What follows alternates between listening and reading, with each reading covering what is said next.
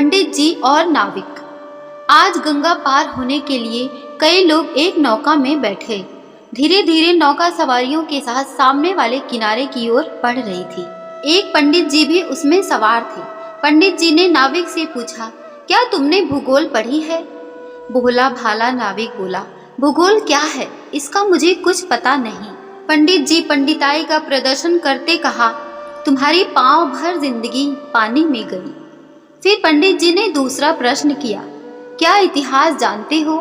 महारानी लक्ष्मीबाई कब और कहाँ हुई तथा उन्होंने कैसे लड़ाई की? नाविक ने अपनी अनभिज्ञता जाहिर की तो पंडित जी ने विजय मुद्रा में कहा, ये भी नहीं जानते, तुम्हारी तो आधी जिंदगी पानी में गई। फिर विद्या के मद में पंडित जी ने तीसरा प्रश्न पूछा, महाभारत का भीष्म नाविक संवाद या रामायण का केवट और भगवान श्री राम का संवाद जानते हो? अनपढ़ नाविक क्या कहे, उसने इशारों में ना कहा। तब पंडित जी मुस्कुराते हुए बोले, तुम्हारी तो पौनी जिंदगी पानी में गई। तभी अचानक गंगा में प्रवाह तीव्र होने लगा। नाविक ने सभी को तूफान की चेतावनी दी और पंडित जी से पूछा, नौका तो तूफान में डूब सकती है, क्या आपको तैरना आता है? पंडित जी घबराहट में बोले, मुझे तो तैरना वैरना नहीं आता है। नाविक ने स्थिति भांपते हुए कहा, तब तो समझो आपकी पूरी जिंदगी पानी में गई।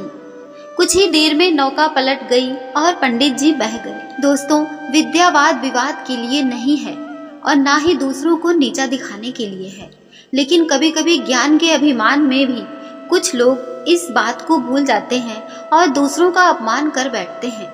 याद रखिए, शास्त्रों का ज्ञान समस्याओं के समाधान में प्रयोग होना चाहिए, शस्त्र बनाकर हिंसा करने के लिए नहीं।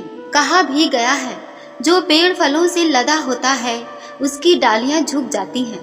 धन प्राप्ति होने पर सज्जनों में शालीनता आ जाती है। इसी तरह विद्या जब विनयी के पास जाती है तो वह शोभित हो जाती है। इसलिए संस्कृत में कहा गया है, विद्या विनयेन शोभते।